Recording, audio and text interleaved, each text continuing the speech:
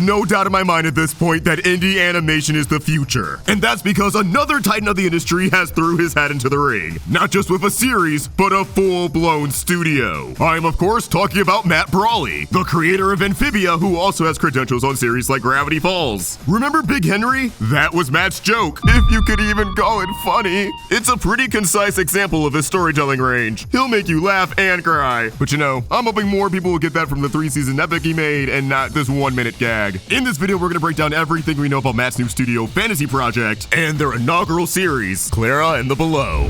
After the devastating revelation that Sony canceled his animated film, Matt decided to break the internet in a different way, revealing that he will no longer be handing over his ideas to corporations and instead rely on us, the people, to get the ball rolling, ensuring that animation remains in safe hands. I am starting a studio. We are small and scrappy and we have no money. Why am I doing this? Because the only ones who can protect art are the ones who value it. Disney using AI? Yuck. Netflix buying WB? Also yuck. In 10 years, what is even going to be left? If you want to reach us, we have a mailbox set up at fantasyprojectmail@gmail.com if you have inquiries. We are not hiring yet, but with any luck, we will be in March. Follow and back our first project on March 13th if you want to support us. This project being Clara and the Below. From Amphibia creator Matt Brawley comes an animated gothic horror spin on the Nutcracker full of wintry chills and somber vibes. Neato! I love how different it sounds from anything he's even worked on before. But what's the story actually about? Well, check this out. To save her bedridden ex-military father, Clara must fight the ghosts of the soldiers he killed on the battlefield in a surreal world under her house simply called the Below. She's aided by a mischievous toy Nutcracker who represents her innocence and childhood. Matt also released a proof-of-concept teaser revealing that TJ Hill, the composer of Amphibia and season 1 of The Owl House, is back to score this brand new adventure. And it gives us a decent idea of this show's art direction and character designs. It appears that the adults will have more realistic human proportions while still being a bit stylized. They honestly remind me a lot of the character design in Batman the Animated Series. Meanwhile, our protagonist Clara is a bit more cartoony, with a perfectly round head and cat-shaped eyes. She honestly reminds me a lot of Toon Link. And this Nutcracker looks crazy. I'm glad he's on our side because it looks like he's dying to get into some shenanigans. Place your bets, folks. Who's he gonna get voiced by? Cause honestly, I look at this dude and I hear a little Grunkle Stan. But that's just because I obviously associate this with Amphibia, which I'm always going to associate with Gravity Falls. This also feels way more in line with the kind of show Matt wants to make. We know if he had his way, the girls in Amphibia would have been older. They were intended to be 16. In a perfect world, it could have been more story-driven from the jump, going to some darker places and exploring even more of Amphibia, and they probably wouldn't have had to held back when it came to darker content and just a darker tone. The first half of season 3 was very lighthearted, which seemed to be the result of both quarantine and the intensity of True Colors being a little much for executives, despite the fact that it really wasn't that intense. Still, a girl in hell fighting the souls for dad's ops? Sign me up! I already know there's gonna be some crazy lore, some heartbreaking development, and just a ton of sick characters who are literally dying to meet us. Heroes and villains. Once again, this is another shining example of how indie is the path forward. I mentioned it in my most recent video on Glitch Productions, but so many creators will deliver a hit and then spend years struggling to get the next thing off the ground because no studios will bite. I said before, if it wasn't for indie, it would be years until we see the next Dana Terrace project. And as evident with Matt Brawley, you can spend years of your life at a studio nurturing your dream project just to have it suddenly taken away one day, with the studio retaining the rights so you can't take it anywhere. I'm glad we have another notable artist taking a stand, looking at the current system and putting their foot down. Matt's not shrugging his shoulders and trying to pitch to other places. He's seeing what studios like Lich and Spittlehorse have built up and taking the initiative to create another avenue that gives fresh ideas an honest chance to thrive and keeps the animation dream alive in a time where it feels like every company is ready to embrace AI and replace humans altogether. Right now, they're just starting small with this one project and whatever money they can get from Kickstarter. But I truly believe that Fantasy Project will be creating plenty of household names before we know it. Hazbin Hotel started as a pilot, and now the Helliverse is an immensely popular franchise, and it happened relatively quick. Glitch Productions already had momentum prior to Digital Circus, but once that blew up, everything changed. More and more people are eager to see what indie animation is capable of. And if anyone is capable of making the next big thing that'll blow everyone away, I have no doubt that it's going to be Matt. If you're interested in following this project so that you can support it when it goes live on March 13th. There will be a link in the description. But for now, I want to know what you guys think. How do you feel about Matt going indie and Clara in the below? And keep that conversation rolling over on Twitter and Instagram by giving me a follow at AltricVox and at Roundtable Vids. If you enjoyed this video, please sort of like and subscribe to the Roundtable with notifications on so you can stay in the loop of all things animation. Thank you for watching, and I hope you have an awesome day. Peace!